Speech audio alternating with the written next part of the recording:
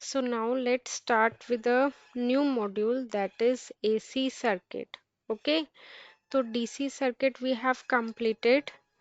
Superposition, transient behavior of RL and RC circuit. Now we are going to start with the AC circuit. This one is your AC circuit, and midterm May you will have two modules. One is DC circuit and another one is AC circuit. Okay. So now can you tell me the difference between the AC and the DC? Tell me. So now C will have three element which we are going to use in the AC circuit. एक है हमारे पास resistor, एक है हमारे पास inductor और एक है हमारे पास कैपेसिटर। ठीक है, अब मुझे ये बताओ कि रेजिस्टर का काम क्या होता है। रेजिस्टर का क्या काम होता है?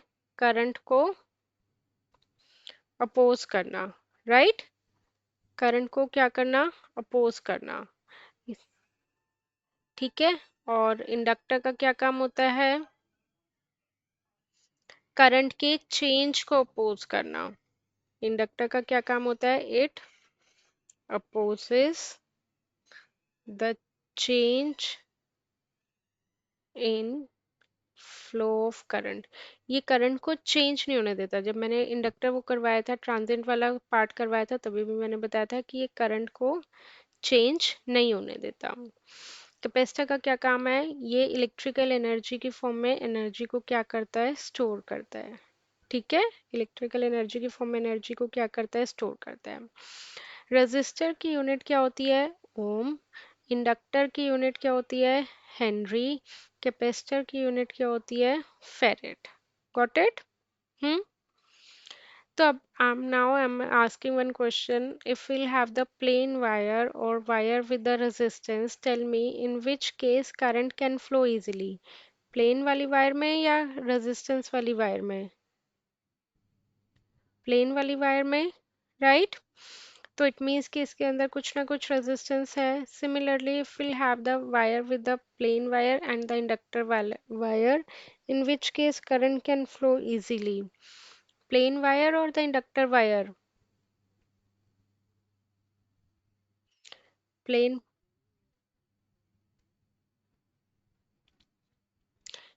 नहीं, इसमें हमारे पास इंडक्टर वाली वायर में आसानी से करंट फ्लो नहीं हो पाएगा, बिकॉज एक एलिमेंट तो है ना।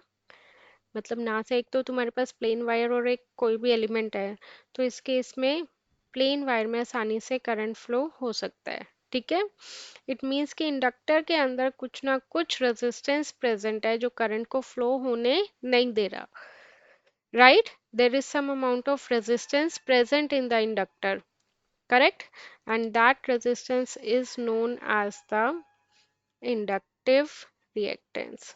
उसको हम क्या बोलते हैं? inductive reactance। and inductive reactance is denoted by XL। it is basically the resistance offered by inductor। got it? it is basically the resistance offered by inductor।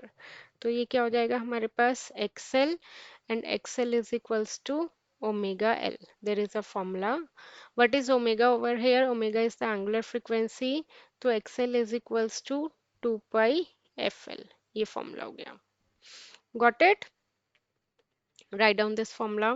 Up similarly, if we'll have the plain wire or the wire with the capacitance, then in that case, in which case current can flow easily? Plain wire or the capacitor wali wire? Plain wire? Yes or no? So it means there is some amount of resistance present in the capacitor, and that is known as capacitive reactance. Okay. Capacitive reactance is denoted by Xc, and Xc is equals to 1 over omega c। तो Xc का क्या formula हो जाएगा? 1 by 2 pi Fc। तो basically what I want to say कि if will have resistor तो उसका resistance is resistance only, but if will have inductor तो इंडक्टर का resistance is, if will have inductor तो इंडक्टर का resistance is XL। If will have capacitor तो capacitor का resistance is XC। If will have RL का combination तो उसका resistance is impedance. पढ़ा था ना क्लास 12th में? इम्पिडेंस का क्या फॉर्मूला होता है, root of R square plus XL square.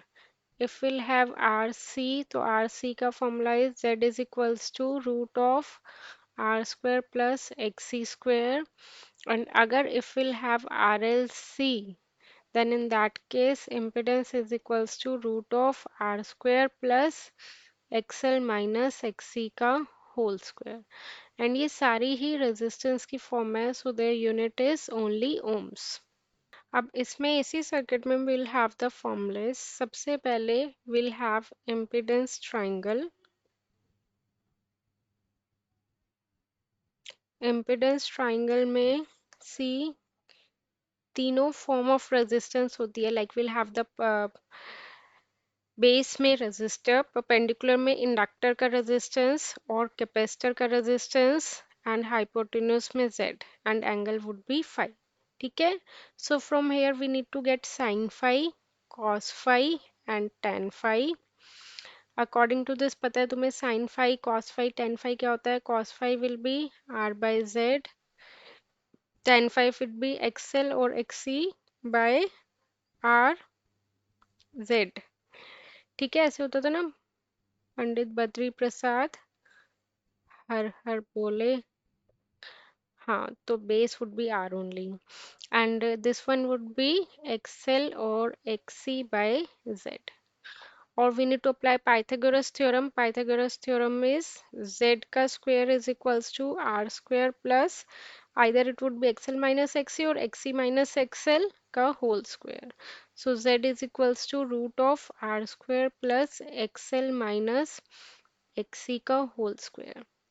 So whenever they'll say कि पावर फैक्टर निकालना है, तो power factor is nothing just cos phi. ठीक है. पावर फैक्टर क्या होगा, बस cos phi. Note down this thing. After that will have voltage triangle. Voltage triangle में there will be voltage. Suppose हमारे पास ये वोल्टेज है. This one would be V R, this one would be V L और V C, this one would be v. तो यहाँ पे कितना हो गया, फाई. तो again similarly we need to get sine phi, cos phi, tan phi. ठीक है. And according to the Pythagoras theorem v is equals to root of V R का square plus V L minus V C का whole square. Note this down. अब now after that voltage के बाद power आता है. Basically will have three types of power. One of the power is active power, another power is reactive power, another power is the apparent power. Active power is denoted by P, reactive power is denoted by Q, apparent power is denoted by S. Active power का formula is V I cos phi, reactive power का formula is V I sine phi, apparent power का formula is V I. Okay. Active power की standard unit क्या होती है, what. जैसे कहते हैं ना 5 वॉट का बल्ब है. रिएक्टिव पावर की स्टैंडर्ड यूनिट क्या होती है, V A R.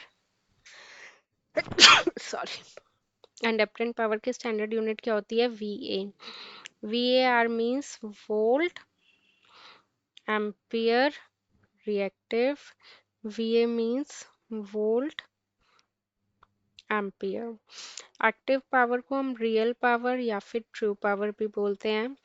apparent power को हम कॉम्प्लेक्स पावर भी बोलते हैं. whenever they say you need to calculate complex power, so S is equals to P plus JQ. ठीक है. एक्टिव पावर हमारी कहाँ यूज होती है, जब रेजिस्टिव लोड होता है. रिएक्टिव पावर हमारी कहाँ यूज होती है, बता रही हूँ. जे मतलब बताऊंगी, आगे बताऊंगी कि क्या यूज होता है जे का. ये यहाँ पे हम कब यूज करते हैं, जब एल और सी लोड यूज होता है, इंडक्टर या फिर कैपेसिटर. और ये हम कब यूज करते हैं, जब हमारे पास आरएलसी लोड यूज होता है. इसके according power triangle would be, base में क्या होता है, रेजिस्टिव लोड, तो विल हैव एक्टिव पावर. यहाँ पे क्या होता है, इंडक्टिव और capacitive load, so will have reactive power. और यहाँ पे विल हैव एपरेंट पावर. ठीक है. So A square is equals to P square plus Q square, and cos phi would be equals to P by S. Similarly, we can get sin phi. and tan phi. This is the question. Power factor is, power factor is cos phi, and cos phi is r by z, right? So r we have, but we don't have z. Z का formula is root of r square plus xl minus xc का whole square. But they didn't provide xl, they provide you l. So we'll have formula xl is equals to omega l. Omega they didn't provide you directly, they provided to you in the form of equation 339.4 sine of omega t. Basically, what is the standard equation? V is equals to V max sine of omega t plus phi. Okay, so omega is 314, t as it is, phi is 0.